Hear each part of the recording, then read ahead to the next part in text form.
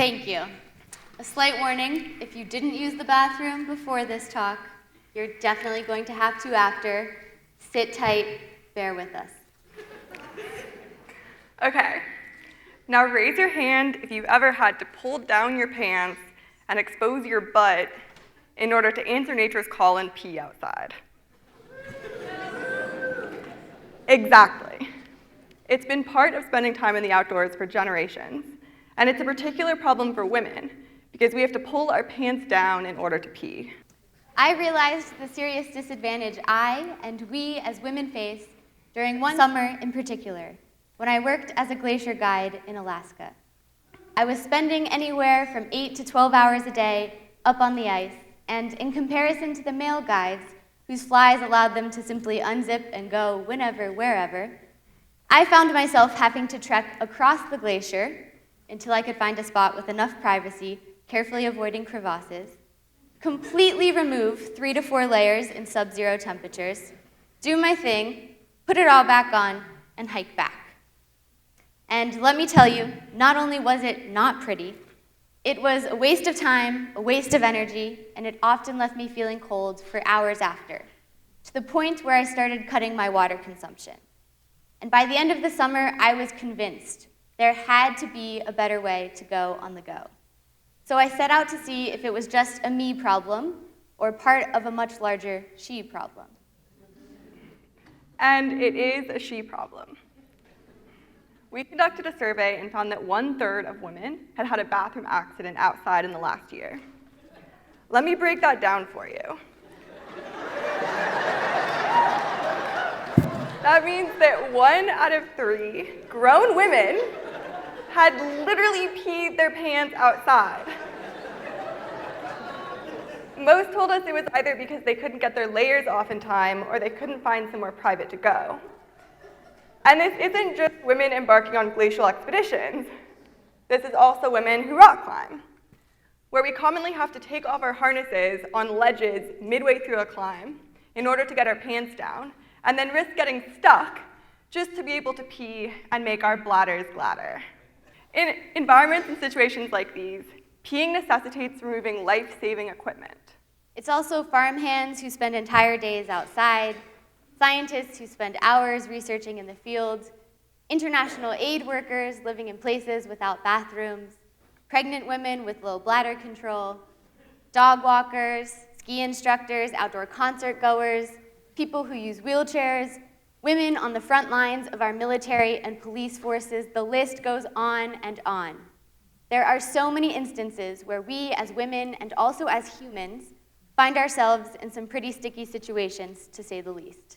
And not being able to go to the bathroom outside safely and comfortably is more than just a holdup on the trail, a chilly breeze place you'd rather not expose, or an invitation for more cactus pricks or mosquito bites in a place where the sun doesn't usually shine. It's more than a minor inconvenience. Women commonly get urinary tract infections from holding it in during long days in the trail, and these can become life-threatening if left untreated. And many women limit their water consumption to avoid peeing in the first place, which not only harms their performance capabilities, but can also lead to long-term health and safety issues. Lots of women also just stop spending time outside altogether because it's too cumbersome and also often too humiliating to have to pull down your pants and expose yourself to anyone who walks by. This is especially true for women who don't already feel confident and comfortable spending time outside. The outdoors are dominated by a narrative that is primarily white, primarily masculine, and primarily able-bodied. The added difficulty in going to the bathroom adds one more hurdle that makes outdoor accessibility even more difficult. When we force half the population to hold in their pee, we're also holding back our ability to have an inclusive outdoor space. Charlotte and I have both led and taken part in countless ventures into the wild, where we've witnessed firsthand the many positive effects nature can have in bringing people together, easing their anxieties, and helping them find a confidence in skills and talents they didn't even know they had. So, I'm going to let you all in on a not-so-secret little secret. We all pee. Even us. Who knew? As humans, we eat and we excrete. That's just what we do. And sure, over the course of our lifetimes, we accomplish a few other things here and there. But in the end, it comes down to this. So here's the question. How can we fix the bathroom problem so that people of all anatomies and all identities can push their limits and find connection in the outdoors? How can we design clothing that takes into account a basic human need and levels the playing field for women and other unheard voices in the outdoors? We think the solution begins by rethinking women's outdoor apparel. It's time for an update. Early women wore cumbersome woolen skirts while mountaineering because they thought it was too scandalous to wear pants. In fact, women could be jailed for wearing pants in public through the 1940s. And there were anti-cross-dressing laws on the books around the US through the 1970s, when women were finally allowed to wear pants and shorts to schools and universities. Women weren't permitted to wear pants on the Senate floor in the US until 1993. So just to put that into perspective for you, Whitney Houston's cover of I Will Always Love You had been out for an entire year before women in our national government could wear pants. And pockets?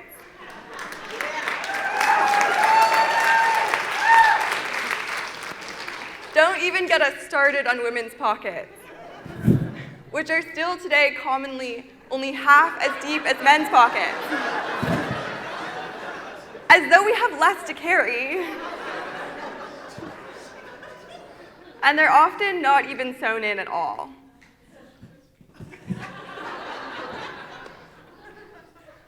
Why? Most likely because the fields that require work outside and a lot of labor were commonly barred from women. And also, men have historically done most of the designing of women's apparel, even through now. And men also own most of the stores that sell outdoor apparel and apparel in general. All of this has combined to create the typical shrink it and pink it mentality in women's clothing, where we just make it smaller and tighter and add some feminine colors and then sell it for more money, even though it's often less functional and less practical.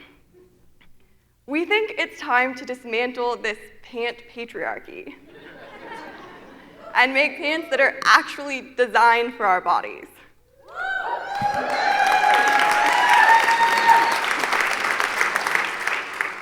For decades, the design of our clothing has suggested that the problem lies in our anatomies.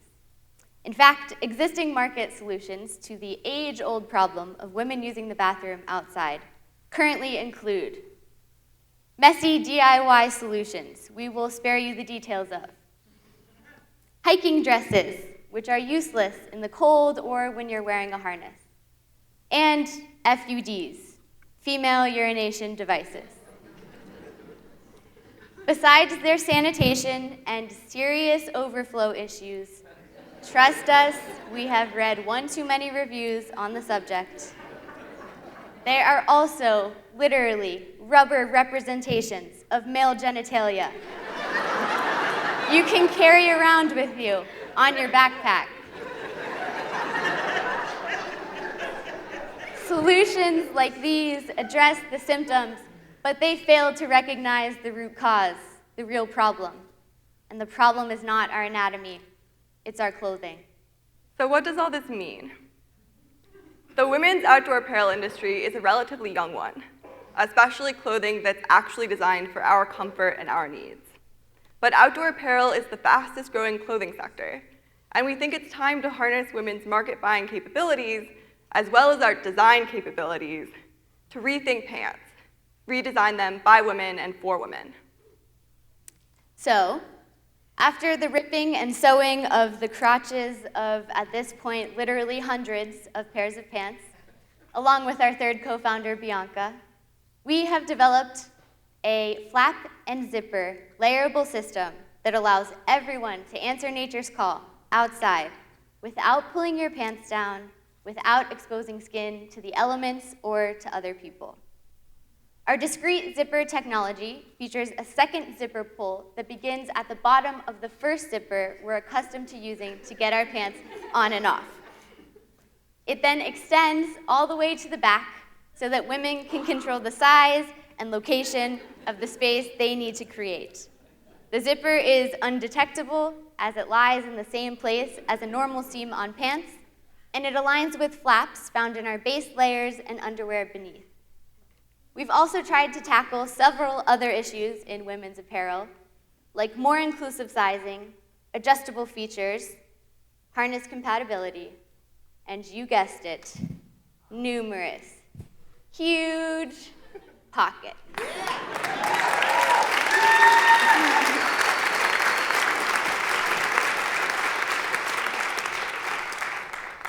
We're done being complacent. These are simple problems with simple solutions.